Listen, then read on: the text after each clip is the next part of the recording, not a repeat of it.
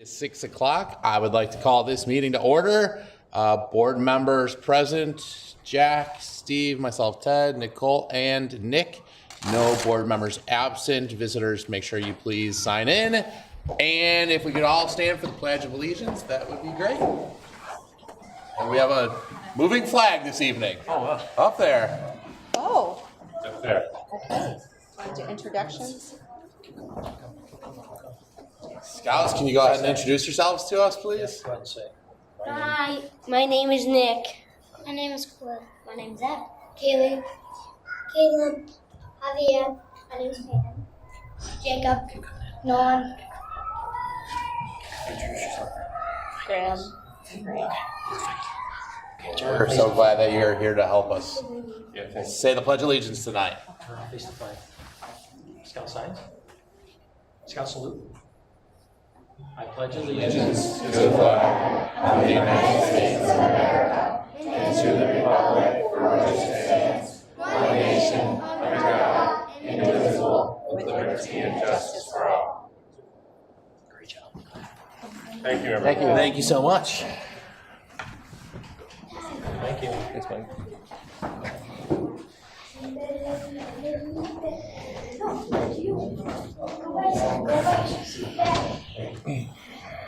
All right, can I please have a motion to approve the agenda with a modification to remove consent agenda 8F, the 6th grade math and science teacher approval?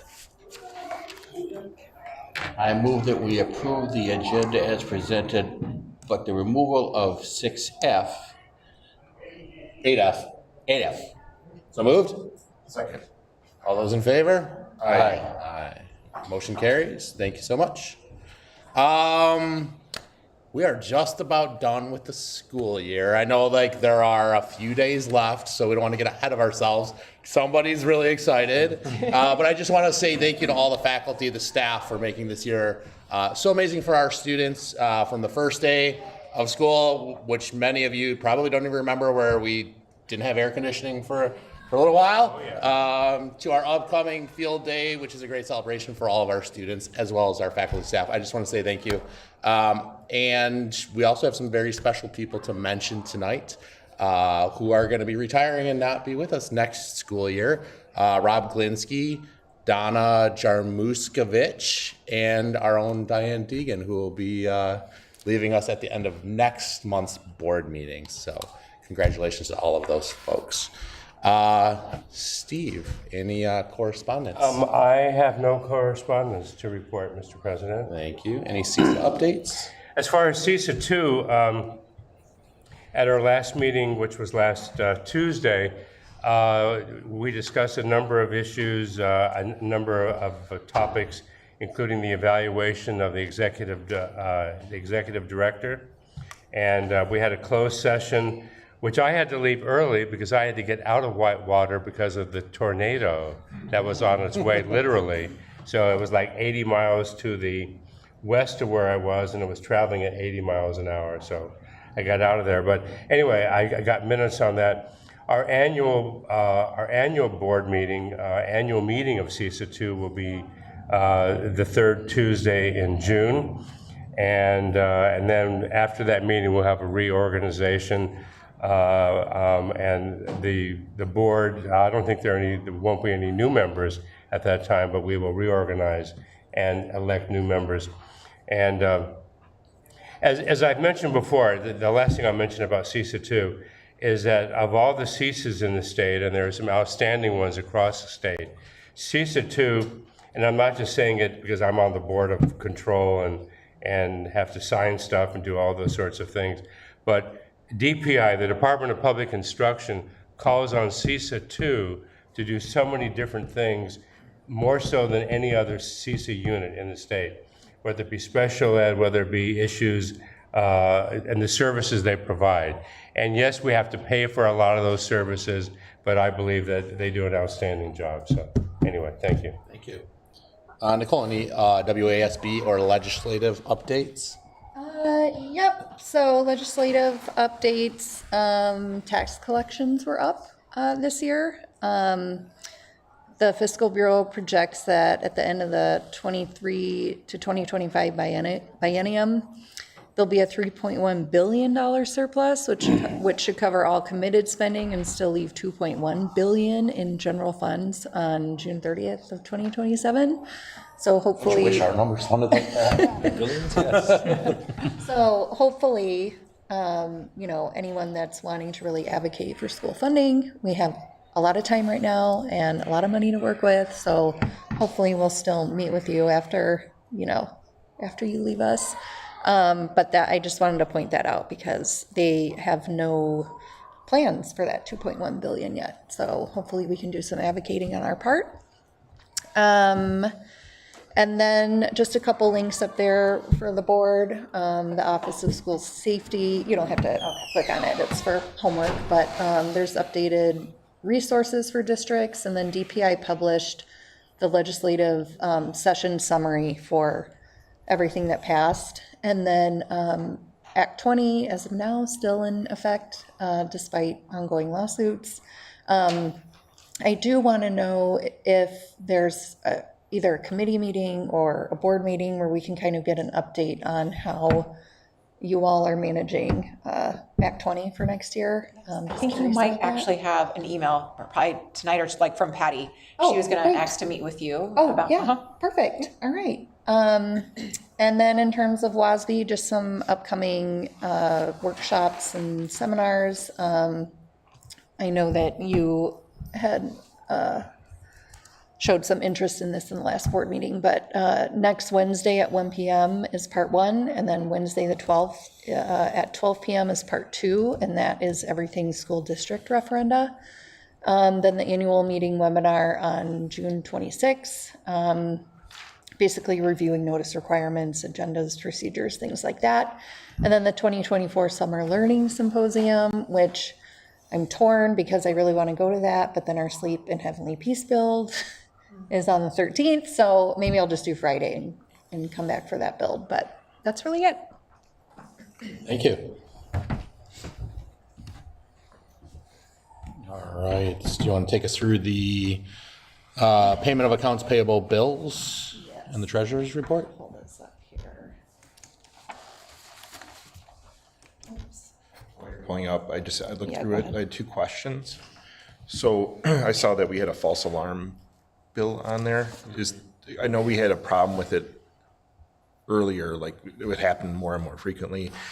Is it going to be a recurring thing, or is it just a pure accidental situation? That one, I think, was a pure accidental piece. I talked to Garen, our new building and grounds director, and he's on it to make sure it doesn't happen again. But if it does happen again, there will be another fine, but Sure. he knows that. Yeah, just at there's a one point consequence. it was happening really Regularly. often. Yeah. Yeah, Yeah. so, and then also too, I know that we had talked about some curriculums, changes or different programming. What is the vocabulary curriculum where it says licenses for vocabulary? Yep. And there's a bunch of them on there? I actually don't know too much about the It's vocabulary piece. 1382 Yeah. general. I'm just curious, because if we purchase software, to buy users would be kind of interesting if we bought the rights to some programming and then we didn't have the licenses attached to the rights of which we purchased. I'm just curious to that, I guess. Was that the vendor name vocabulary, or was Yeah, it, yeah, or, yeah, it's was something else, right? on page, I'm going by checks, so it's page 14 of 15. Okay. Yeah. It would have been Nearpod Inc. Oh, yeah, yeah, that's Oh, different. Nearpod. Sorry. Sorry. You can go ahead if you want to talk about Nearpod. And my assumption with that was maybe there's a group of people that are piloting it as. Oh, okay. Yes. It's a pretty, I didn't. There's quite a few people piloting, because I think there were 5 charges, it looked like, for Yeah. maybe 4 or 5 different but it people. was 20 licenses. Yeah. Yeah, they were piloting for. So probably not enough. Oh, Well, no. So it is, it it's, another the description is the same on each one of them, but each Same one charge. is for an License? individual license for Okay, that, because for that how it class. was listed. It's the entire 4th through 18. Okay. Yep, sorry about that. so I'm assuming those are things where like there might be a pilot and then all of a sudden it's like, now it makes sense to have a site license versus. And you'll about to, individual licenses. and they just are getting rid of a handful of licenses of other things. So you'll see some dream blocks for middle school go away, so we can increase some in elementary. So they're about to shrinking. And what we had found is that some people were just auto renewing, and we're not actually using anything. And so I would say Patty and Jennifer, excuse me, have been going pretty in-depth all of our licenses, because we gave them budgets and we asked them all to reduce their budgets by a certain percentage at the end of this year. So they're all looking so you're gonna probably see some things go and then other things go So away. moving forward, is that gonna be kind of somewhat par for the course? They're getting checked on every subscription stuff, okay? Yeah. I was assuming like that's why they were on Patty's card. I was just curious, because Yeah. I don't recall any of it being discussed per se, that's why, yeah, okay. They're now trying to move it and consolidate it, so it's coming off of one person versus all these separate little individual. Yeah, it makes sense, I was just curious. No, it's good. It's nice to know that. I noticed. I'm sure the public would like to know I was too. excited that they were using your pod. You were more looking at that. Any other questions on the? Do you want to go ahead? Sorry, No, while you're you're looking good. for things, that's my problem, so. now you Yeah, can go. no, great. All right, I'd like to present the treasurer's report dated April 2024. I'll read the ending balance for each of our accounts. CSV operating account with a balance of $902,551.28. Flex account with a balance of $40,101.80. Petty cash with a balance of $300. LGIP with a balance of $2,680,761.90. WISC with a balance of $13,283,894.71, for a grand cash and investment asset total of $16,907,609.69, and a Fund 10 and 27 asset total of $2,893,045.33. I'd like to present the payment of account payable bills dated April 1st through April 30th, 2024. This includes paper checks numbered 72529 to 72587, wire transfer checks numbered 2023-01059 to 2023-01398, and ACH checks numbered 2324-00119 through 2324-00138, for a total of $1,094,885.08. And then I'll hop on for the revenue and expense report. So kind of the same thread throughout the year is we're trending right on par with budget. From the revenue side, it looks like we're slightly behind, but that's only because of the way we recorded our property tax payments or property tax revenue that we got. I also wanted to point out that our interest through this point has already exceeded what we got through last year, and we still have May and June. Obviously, we're not projecting interest rates to stay high forever, but that's one of the plus sides of the higher interest rates currently. On the expense side, it's a similar story. We're right kind of on pace with where we were last year. And once again, it looks like we're slightly behind where we were last year, but that's because we have an extra payroll at the end of August. So when we present this in June, or actually in July, when we present the June revenue and expense report, that number should be caught up and we should be right around budget. We're optimistically hoping for a slight surplus that would allow us to make either a Fund 46 contribution or potentially a Fund 73 contribution or roll it into fund balance. But right now we're currently trending on track for budget on both revenue and expenses. Any questions? Thank you. And then we have the minutes of the special school board meeting from 4/23, as well as the regular school board meeting from April 23rd. Can I please have a motion to approve consent agenda items A through E as presented? I move that we approve consent agenda items A through E as presented. So moved. Second. All those in favor? Aye. Those opposed? Motion carries. Thank you. And now we'll take a look at consent agenda item F for our hiring and resignations. Know how to feel. But Christy and her team, a number of teachers have been doing a great job of making sure that we have great staff loaded up. You can see that one of the staff members, we're trying to make these early because there's a lot of people looking for positions. So, and unfortunately we didn't snag this one of them before the end, but there's a number of strong hires. Just so everybody knows, even though we're not posting like what the salaries are, if teachers had experience over 9 years, we made sure that we were locking them at 9 years or behind, because we didn't want to over exceed what we're doing in our compensation model. More of that conversation that we'll have in a little bit. But that's just, we are looking to do things to help maintain and keep our strong teachers. And that is one of the ways that we could do that. And we are very happy for Marquez and his next adventure. We've all known he was going places. He's a superstar. So we're happy for Baird, and he's going to keep working with us. And we're working with, the way we have it with Baird is that he'll be able to trade some days back and forth with extended time with him. And then a little bit of the way that Baird helped us out when Todd was working with Marquez in the beginning, we'll likely have Marquez working with Ryan in the beginning. So we've been ensuring that we've had it's not as long of a runway as we were hoping. And I'm just sad I'm losing a friend, but I'm really excited for you, and we'll stay in contact for sure. So. Yes, thank you. Thank you for all you've done. Thank you. I've always said I'd rather have an amazing leader for a few years than mediocre for 15. So appreciate your innovation and thoughtfulness in helping us navigate through some pretty challenging times. While we look at these approvals here, Vicki, maybe you can just remind us, I feel like there was an email that was sent out that explained like the 7th, 8th grade looping concept and teams as we really try to make the professional learning community culture more robust, but maybe you can just kind of give a little quick overview of what the reason we're seeing like 7th, 8th instead of just 7th or just 8th. So what we found earlier is when we start to look at our content area teachers, they didn't have anyone to plan with. They were really singletons.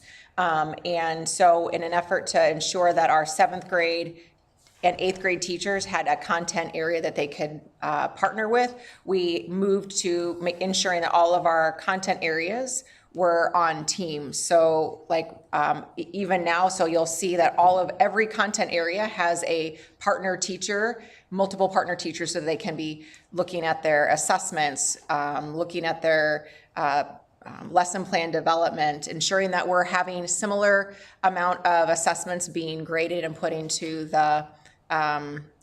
into our grade books. We're finding that there's just wild swings, and so we're trying to ensure that all the students are getting access to the same great material, and that the teachers have a thought partner and a buddy to work with. I think it's important that when you're planning lessons, you're able to bounce ideas off of, and what we're finding right now is you're by yourself in our building, and we didn't have to do it that way. And so we've worked hard to make sure, well, I can't take that credit. Christy has really worked hard to ensure that every grade level has a big PLC that partner that they can work with and collaborate with. And that PLC means professional learning community. So they have a partner that they can do all of that work with. So. Great, thank you. Any questions about that?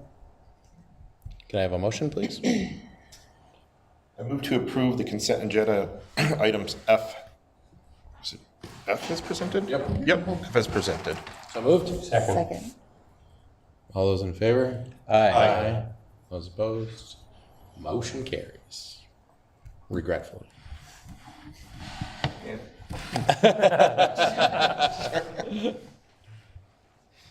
For certain parts of it. Mr. Walker. So, I can walk up if that works. Yes, please. Give me for a second, so I'll talk. I can explain why we did what we did. So, you want me to stand right here? Yeah. Sure. Cool. So, this year I decided to do a drumming concert with my 4th graders. Last year was the first year I was here that I was able to do a music concert with any of my kids, and I teach 700 of them. So I was trying to find something for this group of kids that was challenging, because last year they did a baseball show. They really liked it, and they were like, can we do something harder? So I had in my back pocket from student teaching days a 5th grade level show that I brought to them, but that required doing music that wasn't from this country. So they actually did, over the course from September to May, they learned how to do 7 different countries of songs. Dr. King, I think I have a slide maybe on So I wanted to give them an opportunity that they could perform something that wasn't here, because most of the time when I talk to the students and I hear what are they actually learning about, or what are they actually listening at home, it's a lot of pop music, a lot of rock music, hip hop and something. If you tell them, have you heard something from Hungary? They're like, I've never heard of that country before in my life. So I wanted to expose them to something that wasn't necessarily easy and challenge them. I also wanted to be able to play world percussion music. They have never been exposed to it. I didn't have instruments, like I had hand drums, I had bells, and those are fun, but that's not like leading them to 5th grade instruments on bells and other things that they can do in band. I also wanted them to be able to explore something that was a little out of their comfort zone and have fun while they did it. Like, it's fun to go play a drum. It's fun to be challenging and play something that's not easy. And it also links with a lot of my standards that Wisconsin says, hey, for music class, they have to create. They had to create different rhythms. They had to respond to world music. They had to connect to a culture that was very different to their own. And the easiest one, perform it. I think I have one, I could be wrong. So I taught them 7 songs, and I started with the hardest country that I thought that they were gonna freak out the most with, and that was China. They walked in the 2nd or 3rd week of school, and I said, we're gonna sing a song from China. And they're like, you're kidding, right? And I said, no, you're gonna sing an entire song in Chinese, not a lick of English. And they heard it, they sung it, and they were like, that's cool. And for like weeks and weeks, they kept begging me for more and more and more. So they learned a song from Ghana, they learned a song from China, Austria, Italy, Russia, Ireland, Israel, and they learned all the different cultures that went with those different songs. They learned some dances, some of them broke up a dance, some of them learned about the culture, they learned some history, they learned about food, and of course it's music class, so I had to teach them about music. And then I broke up those 7 songs, and each class took a song and they learned a drumming pattern to world music culture curriculum drumming that matched with the curriculum. Some of them got to play xylophones, some of them got to play a drum that they had never touched until this year. I even pulled in some of the 4th grade team. Miss Glasson actually is an Irish step dancer. So students from her class learned how to step dance and then showed it to their parents that night. I actually had Miss McGrath share a video with me at recess the week of the concert that the kids were on Miss Carney's class were teaching them all a dance I taught them for a song called Mayim Mayim. Mayim Mayim in Hebrew stands for bringing water. It's a water gathering song, and they were dancing. And I actually linked this video because I think it's just important to see it. I was out there this day. It was awesome. It was very organic. Is this the video? Yes, it is.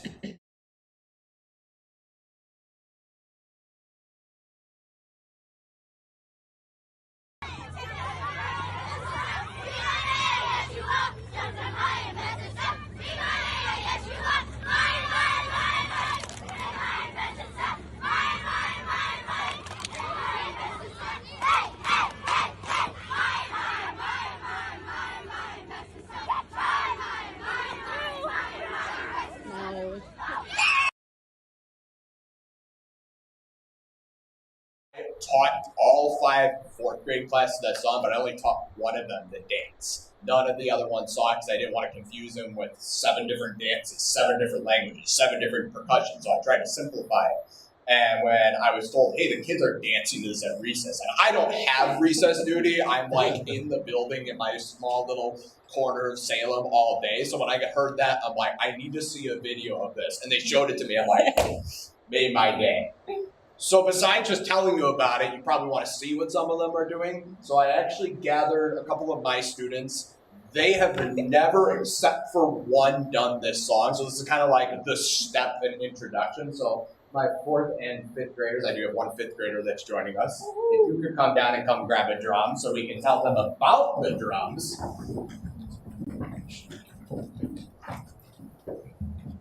I'll bring my big drum that they all want to play. Come right over here, guys.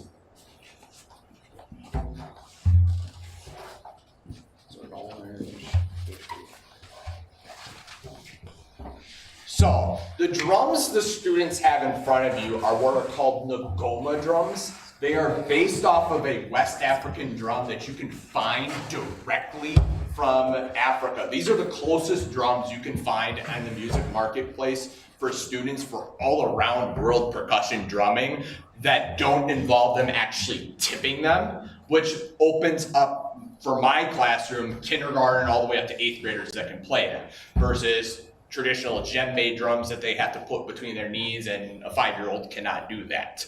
So these drums are the closest things you can find that if you actually go to Ghana, you will find this drum in some capacity. The drum I have is what's known as a kente drum, which is for West African drumming is a leader drum, which is why it's taller. It's meant for the drummer to introduce the rhythms to a drumming circle. So these 5 students are going to represent what our class did as if they were in West Africa learning a drumming circle, learning a rhythm. The leader would present them the rhythm, give them a couple times of listening, and then they would be invited to do the drumming.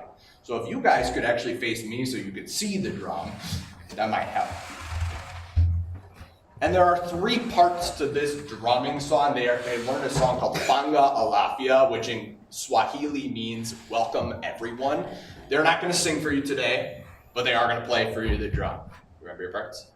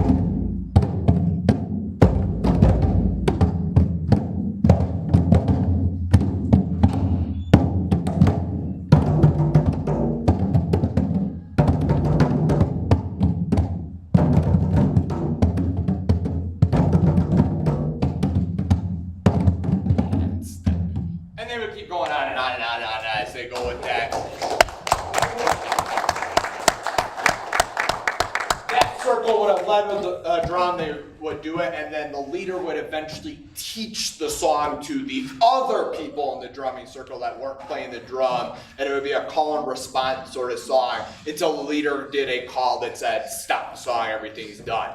Something that the kids actually experienced both firsthand in their own concert, and they got to experience a little bit in our classroom to see, hey, you travel a couple thousand miles and you'll see this actually happening. And we brought it to Wisconsin with a bunch of 4th graders, and I don't know about my 4th graders, but I had a blast doing it. I think they had a blast doing it at that. And now it means that I gotta find something harder when they get to 5th grade. So, thank you for letting us show you today. Thank you. Thank you. Thank you.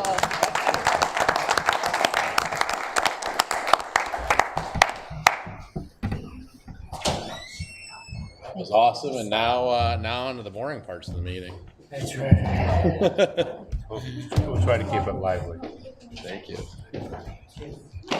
And in 4 years, it'll be a band full of drummers.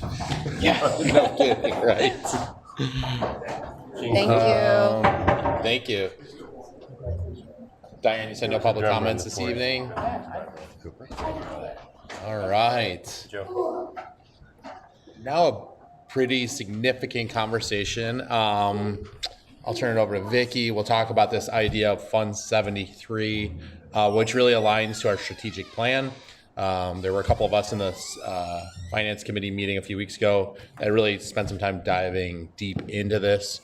So we'll kind of try to provide some highlights to that as well as Vicki kind of takes us through this. All right, sounds good. So you can see the connection. This is, Nick, Nicole, and Ted, and Marquez, and a handful of the teachers have been working throughout the year during looking at our compensation review. And I just wanted to let you know what we had landed on our shared commitment, this group of teachers and the board. We believe in fostering psychological safety for our staff by creating a predictable compensation model based on consistent increases, by providing fringe benefits options, and by honoring the longevity of service for our staff. We believe in maintaining district financial health by establishing a financially sustainable compensation model. And we believe in encouraging all staff to model lifelong learning and growth, and we will equitably support and reward those who do so in our compensation model. And so out of this work, we started to try to have conversations of what it could look like so that we could keep the district in a financially safe position while also building trust with our teachers in ways that were tangible and meaningful. And so I wanted, Marquez actually discovered this in a conversation, so the Fund 70. So if any of you guys remember the budget hearing and annual meetings, we typically review all the funds. So one of the funds that we don't currently have here at Salem is Fund 73. And so under Fund 73, there's two types of things that can be paid for out of it. So every fund in DPI's Woofer accounting structure has a specific purpose. And so Fund 73, one use of the funds that go into this fund is other post-employment benefits. So this would be examples include health insurance or an HRA for retirees. So we did have kind of a plan several years ago when we had some retirees. They were allowed to stay on the health insurance. They received an HRA. But you can fund that either out of Fund 10 or out of Fund 73. And we obviously, as a district, stayed paying for it out of Fund 10. The other thing that can come out of Fund 73 is non-OPEB or pension plans. So this would include stipends if you pay people upon retirement for their or sick leave payouts. And we do have a similar provision right now for retirees. And that we currently pay out of Fund 10 as well. And so one of the things is when you pay it out of Fund 10, you're paying for it on an annual basis and building it out of your current budget. The Fund 73 kind of allows you, and they call that method the pay-as-you-go method. So essentially you're paying for it each year as you go. So one other alternative is to establish a Fund 73, and you can start funding and setting aside funds into this Fund 73, and it's a very legal and actuarially approved document. So it's all the details are outlined and approved to make sure that they're allowable. And then it's essentially a trust fund, and the money has to go based on how the fund was set up. And so the cool thing about this is that if you finish a year with a surplus, you can actually contribute funds into Fund 73 and use it to pay for things in the future. So whereas we have been doing pay as you go, this would allow us to kind of plan and be more financially sound with how we're doing this, any sort of retirement provision moving forward. So the way DPI's state aid works is if you end the year with a surplus, you can roll that money into fund balance. But if you do that, then your state aid takes a hit the next year because it's all based on how much you're spending. But we here at Salem have a Fund 46, this is our long-term capital improvement plan. And so if you make a transfer to Fund 46, that counts as an expense in the year, so you don't get that hit on state aid. And so if we did have a hit on state aid, it would just increase property taxes the next year. So Fund 73 works a lot like Fund 46 in that transfer that you make has to be done by July 30th, and it does count as an expense in the year in which you fund Fund 73. So this is one way we've looked at kind of allowing any sort of retirement benefit we provide to be more financially stable, sustainable moving forward. And then if you go to the next slide, so DPI requires when you set up a Fund 73 that an actuarial study be done. So we've met with the actuaries that we currently work with. They have to put together an employee trust agreement that kind of outlines all the details. There's a legal opinion piece to it, and then ultimately the board approves all of that, and we have to submit that to DPI by June 30th. So we've kind of got the ball rolling in case that's the direction we want to go. And so if as we continue this discussion, if you would like us to proceed this way, we would plan to bring this forward here in June, and then we have until July 30th to make that transfer if we end up with a surplus. And technically, you can even do it if you don't end up with a surplus, but then you're reducing your fund balance. So. And then we vote on the balance between what we're sending to Fund 73 versus 46. Yeah, or all in Fund 73, none in Fund 46, Right, or right. vice or. Like that's the conversation that we would have here. Yep, and typically we have that in July, once we kind of see where the dust settles. Yep. And so one of the reasons why we, well, I'll speak for myself. One of the reasons I like the idea of a Fund 73 is from the teacher perspective, where they may not have, like, there were some changes that had to happen, like some of the things that we were doing, it wasn't sustainable in the past, and we understand some of those changes. But from the teacher's perspective or the staff's perspective, it felt it's felt scary and unpredictable. What I like about this trust is it doesn't, regardless of who in this room changes, it's not going to change that outcome for it. The district is putting this money aside and it's staying in place for the staff, and it will be there because we're saving for it. Right now, we're also in this, this predicament. We could be in a predicament if people were to leave, that we may not have the money necessary to support some of these retirements right now in our pay-as-you-go, because we're not saving. So from just a fiscally responsible, I believe it's best if we start saving now and putting money aside for that.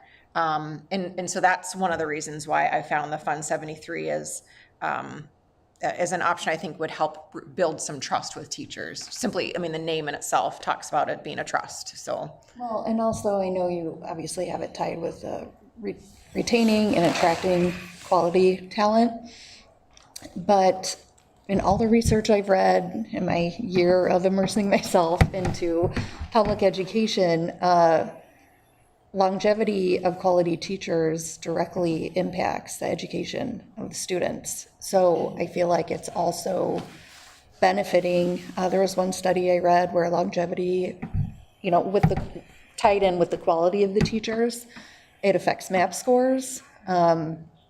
And I do feel like this is another investment into the student academic perspective. And it's predictable and sustainable. And obviously there's, you have measures in place for when compensation is paid out. But I think it's a really great investment. Now, the investment in this every year prior to the investment period, will the board be notified of what kind of funds we're looking to be put into these funds? Each year the board would approve and how much to put in. I say that because it's extra, it comes from the general fund, right, that goes into this? Yes. So obviously things get a little tighter, these things go to the second side, right? So I just want to make sure that we have that kind of understanding then too. For sure. I think this ties to the next conversation we're going to have. Right. And we had, an hour or 2 hours to talk about all this. So I want to make sure that we all have an opportunity to ask questions about it. Yeah, and I wasn't at that one. Right, no. Yeah, but I just want to make sure. Part of the compensation conversations for the whole time. Yep. They really tie together. And I think when we really dove into the last decade of change of post-retirement benefits versus where we're at now, there were so many changes that have happened in the last 10 years. To your point, Vicki, of like unpredictability for teachers, you can understand why at some point there's a lack of trust. And, this group is here saying, teachers trust us. Like, we love on you. Like, we trust you. And they're like, yeah, but look what's happened. Like, and what happens if we all get voted out in the next 10 years? Like, then everything changes. So I do like the idea of like this trust. Like it's a legally binding document that says this is our obligation, teachers, this is your obligation. Like this is how we get to a sustainable, fundable, post employment or retirement. Yeah, Go ahead, sorry. No, and if I could pick up on what Nicole said, with regards to school funding, and all the research, as you were saying, shows that effective school funding has an immediate and long-term effect on student achievement because of being able to not only hire new teachers but retain teachers and to make sure the benefits are at a level.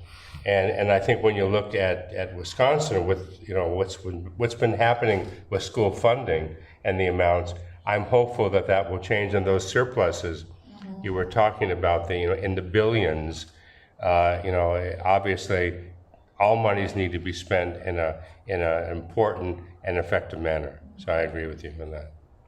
And you were right. You told me I was gonna be happy with this. I did have a This is very question. nicely structured. I mean, you know, from where I came from and what we had and then lost, this is definitely a positive move. Nicole, you said you had a question?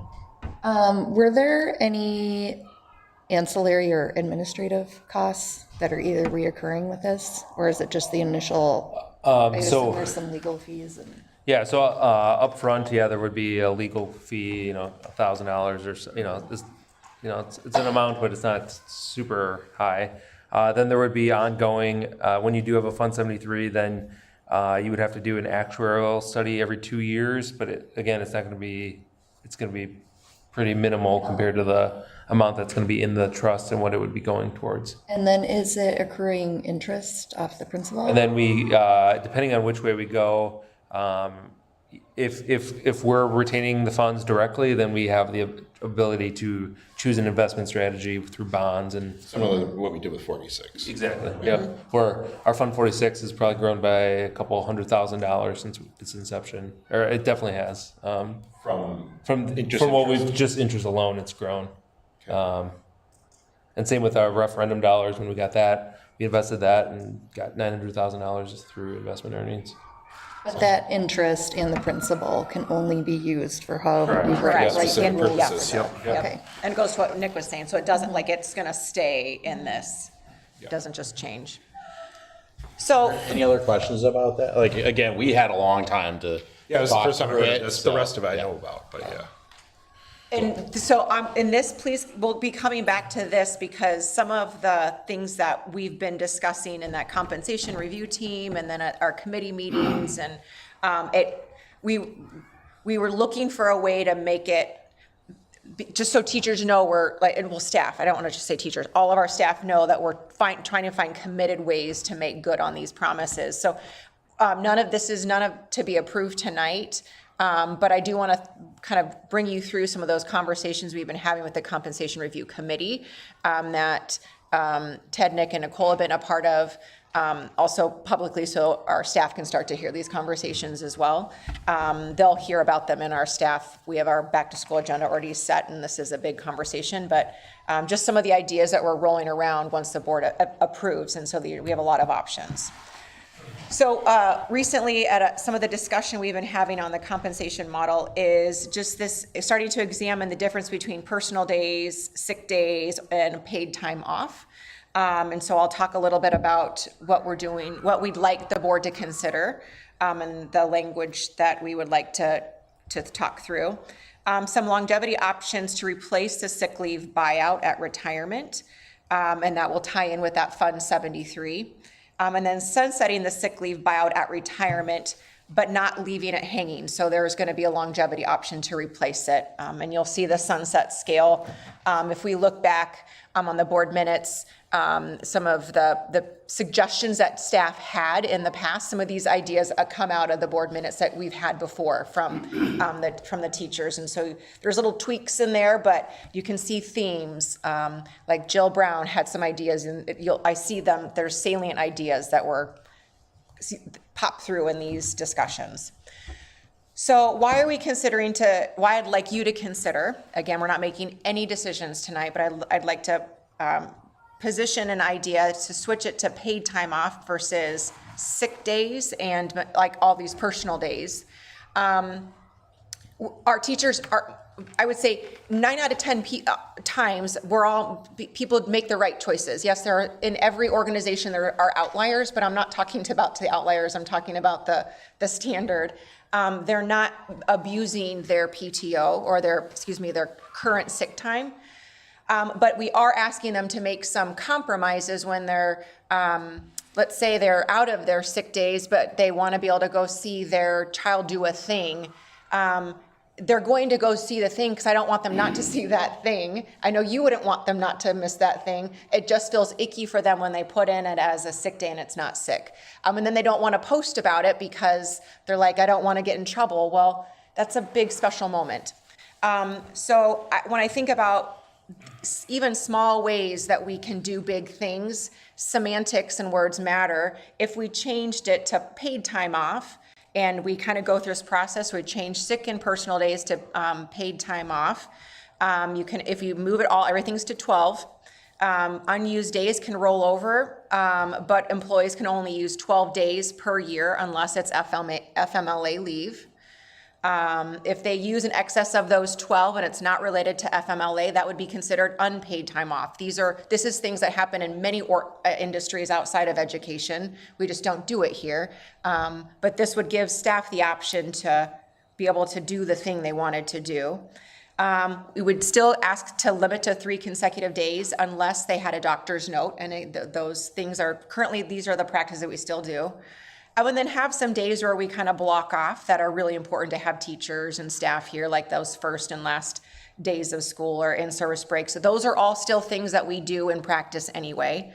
But when I talked to the union about some of these ideas, there was this excitement about, like, it would be nice not have to lie about what we're doing, but they understand. But So they changed this at Central this last year, and just for the exact way you said, like when Amanda takes off, she, I can't go over there because, we can't go eat out because I'm, whatever. Now it doesn't matter because it's my day. She treats it such. It was liberating for her this year to be able to have that. So that's great to It's hear. like one less compromise, and then just giving the adults, right, that are teaching the kids some agency on how to use their days. Right, and it sets a standard, as you were saying, where someone doesn't have to hide if they're doing something important for themselves or family. You And I have think 12 that's critical. days, use them. Or we just everywhere. treat professionals professionally. Like professional. Right. Yep. So. So that's something. Okay, another thing. So when we think about longevity, so both for our, like this is for all of our teachers, one of the things when we think about this Fund 73, at one point we had in a provision in our minutes that every 5 years there'd be at some point there'd be an increase of dollars, and then that went away. Anyway, what we would like to consider is starting to do $1,000 a year added to the Fund 73 account that could be awarded at the end of someone's time at Salem.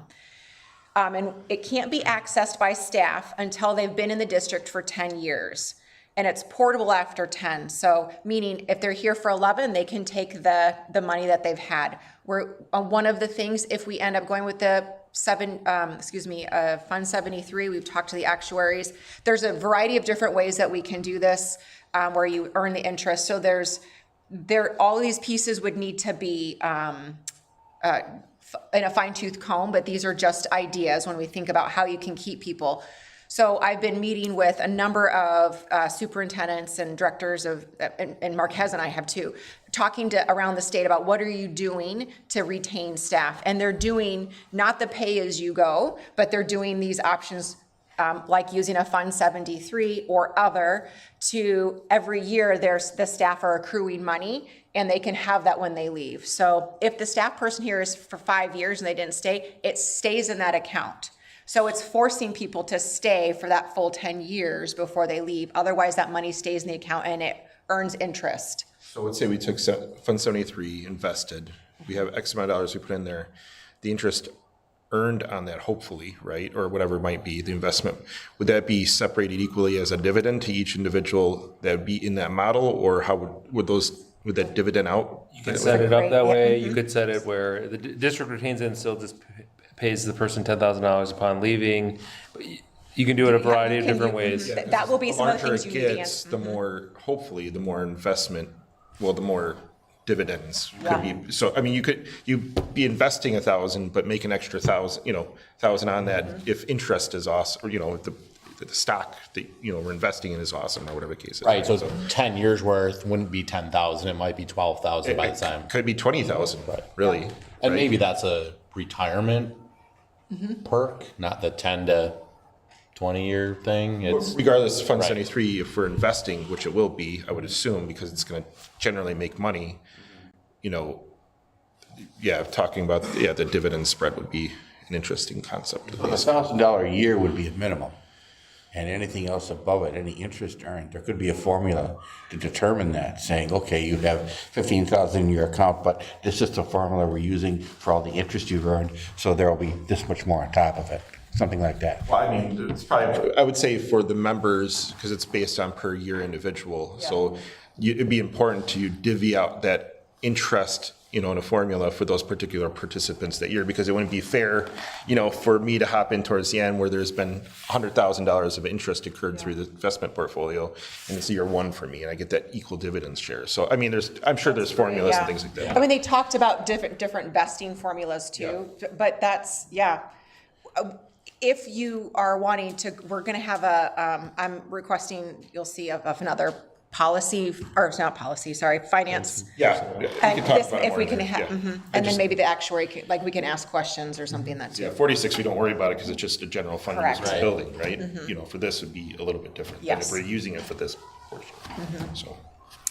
So the other things that are still on there that we continue to do, so those added earnings added earnings from a new compensation model, we're not even gonna get into that full thing tonight, that's coming, because we still need more time to work through that. But, so we're looking to build in compensation in our compensation model on base building for all staff, that they won't max out if you hit to the scale doesn't bottom out, but that we'll talk about that another time.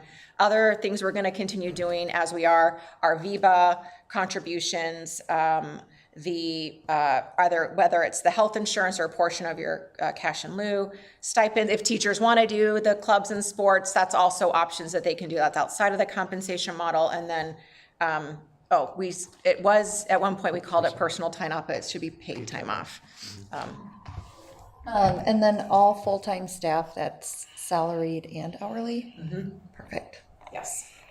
Yeah, good clarification. All full-time staff.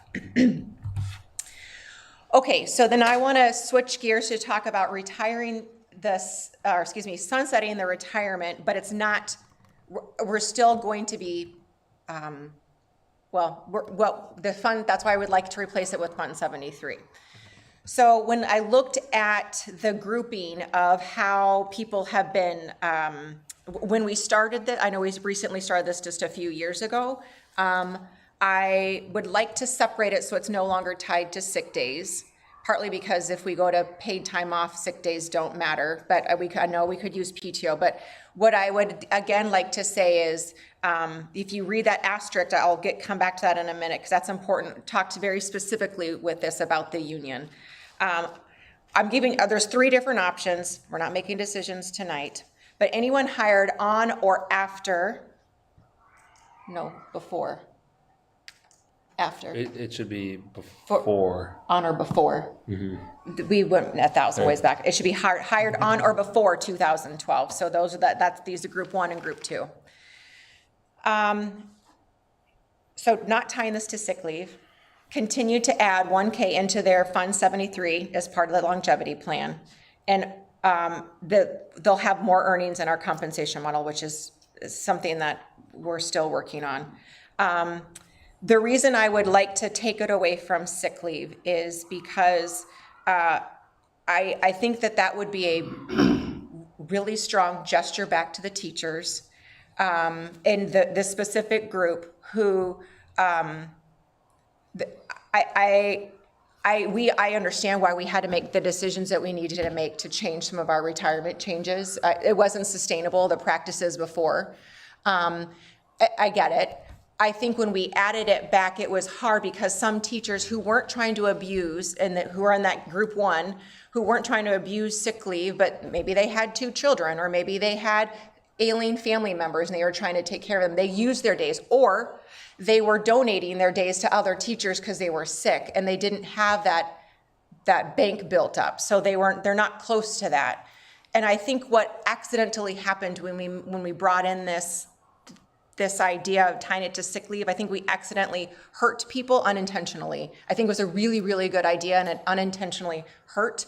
But I would like to say the whole thing is going away eventually. But if we don't like option 1 where it's not tied, I have ideas. But what the union is like,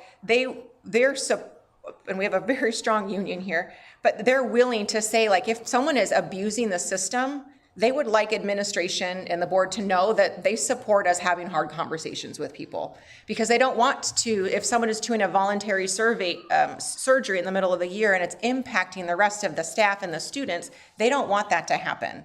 And they want us to rally around and have the hard conversation and say, well, then this doesn't apply to you anymore because you're abusing something that is really, it's impacting the morale and the outcome of the whole staff. So they would understand if we could put a clause and it says, if you're gonna do a voluntary surgery in the middle of a school year, then you're not a part of this group 1 or group 2, and that it's gonna tie it to this, and we're gonna scale back your amount. If option 1 isn't something that we think is the right thing to do, we could, what if we did tied it to sick leave, but only at 50%, so we'll keep the sick leave contain it, but 50% of the current language. So meaning that that maybe they couldn't reach that full amount, whatever number of days you need. I want to say we've calculated this before. I keep forgetting. It's a certain number of days. If they didn't get there, it doesn't matter. It's 50% of it. Now, I should note that even if we're reducing for that 15 to 20, reducing it by 20 because we're putting back that 1K in there, they're going to get close to back to that same amount the way we're doing this. So I might have reduced it because truthfully, I don't know how sustainable that is. Like that 40, having it just us doing this pay as you go is not sustainable. Like if we had people leaving, writing a check that amount, that's not a sustainable practice for us. I think you showed us the numbers and it was like almost the same. Like, Yeah. if you're Yeah. in that group number 2, Yeah. you'd be close to that same max. Is there a point, I noticed at the end, that last line there, with prior approval from HR, at what point are board members, other than the committee, informed of such information? Those, can you tell me, ask me We're not even the committee. You're talking about like those HR, like what happens prior with HR? approval things. Yeah. Oh, we can't tell anybody. It's just between HR. Like if it's for approval for HR, Okay. I mean, you might approve like FMLA things, like the, At the policy level? Yes. Right, okay. Yeah. Thank you. yeah. On that kind of same note, I don't know, I think voluntary surgical leave is really specific, and it should be something more vague, We can make it. if you have that asterisk, that's all. Yeah. I'm sure Because that's it something could Shayna be would- something else, you know? Oh, I would not take any of that as like really good, strong. Legal language. language. No, this is like, these are Just an a- example. Sure. Yeah, I would not, yeah. Sure. Yeah. Mm-mm. When it comes time for approving They're things- basically saying like, if you need your toenail People removed, that are don't take off 6 Right. months and, Yes. Right. Yes. I'm going on sabbatical. exactly, Yeah. right. And then option 3 is simply, we keep it the same way it currently is written for this group, knowing that the group below this, so 14 through, like all of our 1st through 14 years, we're not doing this anymore. My desire would be, we're just gonna do that 1,000 into the 73. But for these group 1 and 2, we can keep it as it's currently written. And in doing the 1K into their Fund 73 as part of longevity, but add an additional 1K to it. Because there are teachers in both of those categories who will never actually get to this because they've donated so many days of their sick days over time. And I'll be honest, the sick day part is so hard for me because like we currently have a practice, and some places do and some places don't, where you donate to sick banks for people. We didn't feel good about asking our staff to donate to sick banks, so we had our administrators, we did it, so that, because they knew that it was gonna impact their retirement. Like we didn't want, but we have people who need those sick days for things, so it's unintentionally creating just this weird dynamic, and we just wanted to take that away. But I'm completely fine if we don't, but can we do it, can we consider in the future? Yeah, so.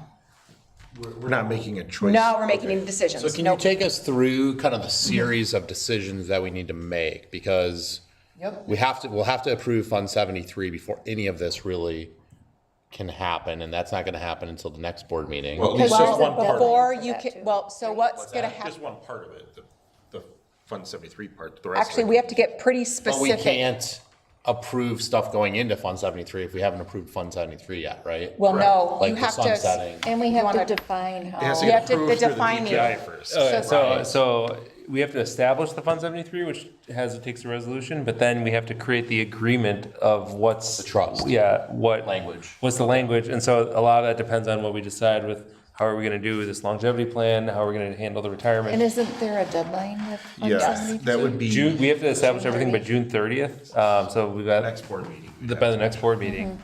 And then the actual transfer of cash gets done in July. But, kind of, we gotta work out the details here, over this next month. So that's why I was like in that, if Yeah. we're interested in pursuing, well, we can have that conversation during that finance and personnel committee. And then start to kind of get through the nitty gritty. Which we'll still have time to go back to the actuaries and talk with them if that's the direction we want to go. So that we would be prepared for June.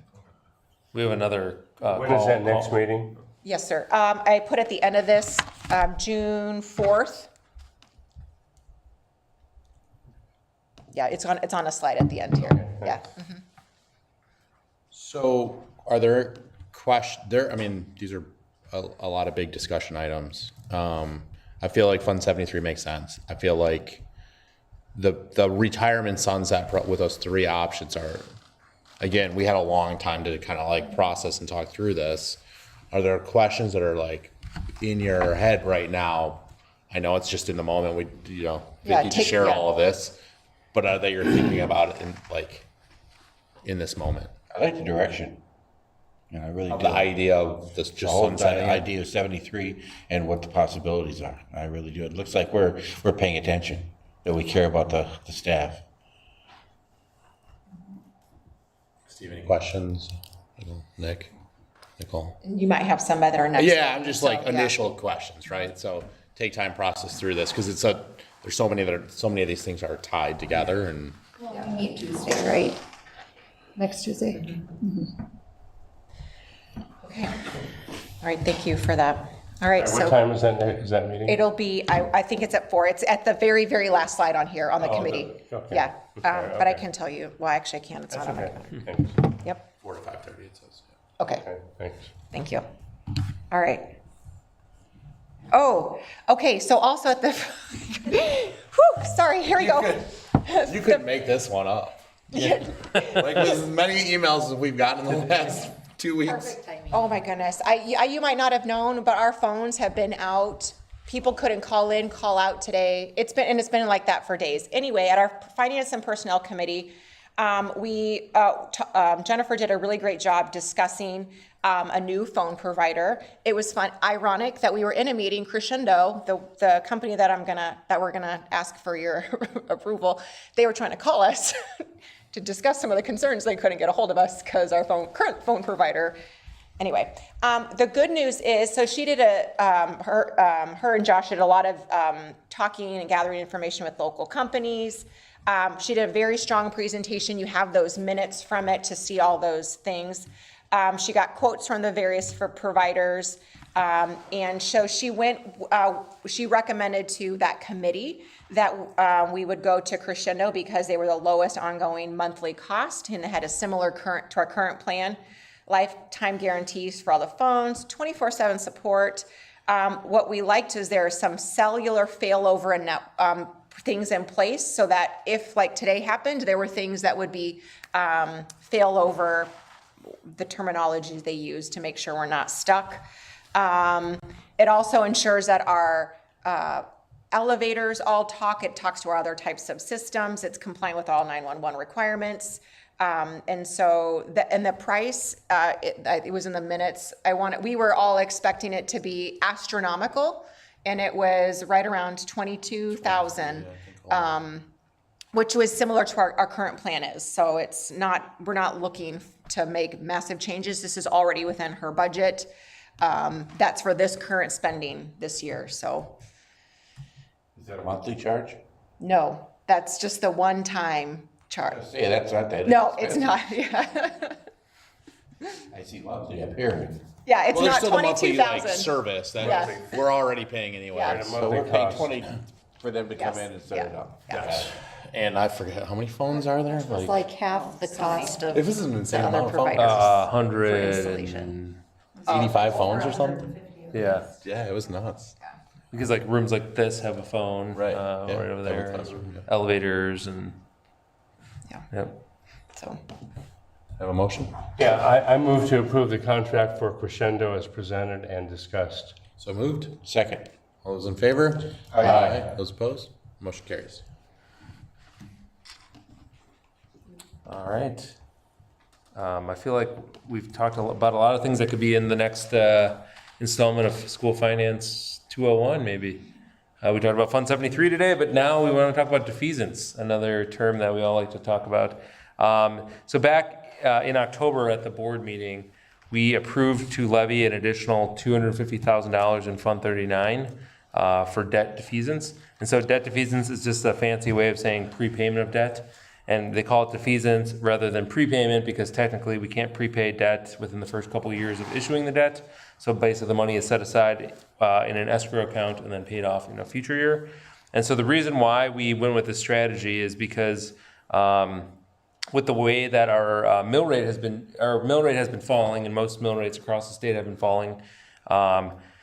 So rather than have what it's a hypothetical scenario, but it's called a peak and a valley, meaning the mill rate drops one year and then it goes up the next year and drops the next year, goes back up. Our goal and part of our strategic plan is to get to this smooth landing so that we kind of bottom out at the right time and can sustain the mill rate rather than have it go up and down, up and down. And so that was the strategy we did back in October when we approved the additional $250,000. And all of this is outside of the revenue limit, and it also is in Fund 39, which only applies to referendum debt. So that we can't use this money for anything else. It can only be used for the prepayment or defeasance of debt. So if we go to the next slide, some of the benefits of this defeasance strategy is that it saves us money and interest. So it's just like prepaying your mortgage. Basically, you're tackling interest. So it saves us $87,000 in interest over the next remaining 10 years of our debt payments. It does provide that mill rate flexibility. So next year, if property taxes were to rise, we're just not going to do this defeasance strategy again, and that will kind of offset each other and keep it flat. It does allow us to lower our total payment at the final year because we're essentially paying off an additional $250,000 right at the end. And so in total, this debt defeasance, we're actually doing the $250,000 from the additional levy in Fund 39. Plus, over the course of Salem's history of having referendum debt, we've accrued $46,000 in Fund 39 interest. And actually, we've accrued more than that, but that was just a portion that was conservative to make sure we had enough to pay off. So we would be doing a total debt defeasance of $296,000. And last year, I think we did $565,000.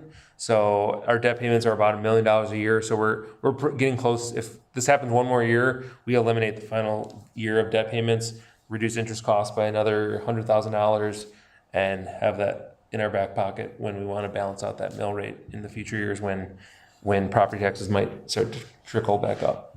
So there's a lot of the documents you guys signed is probably like 50 pages of legal language, but are there any questions on the debt defeasance and approval of this item? No?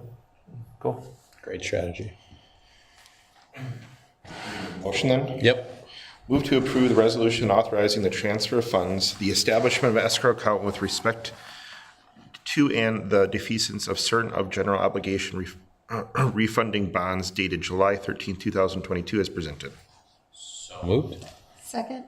All those in favor? Aye. Those opposed? Motion carries.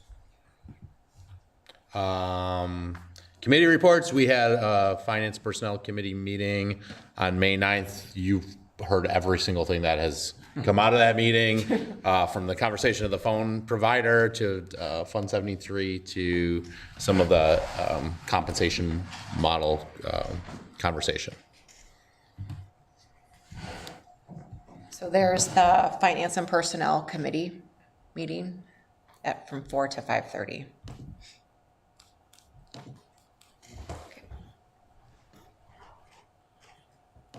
Any other questions? All right, can I move to adjourn this meeting at 7:09 PM? Second. All those in favor? Aye. Aye, motion carries. Meeting is adjourned. Thank you so much. That was a motion, right?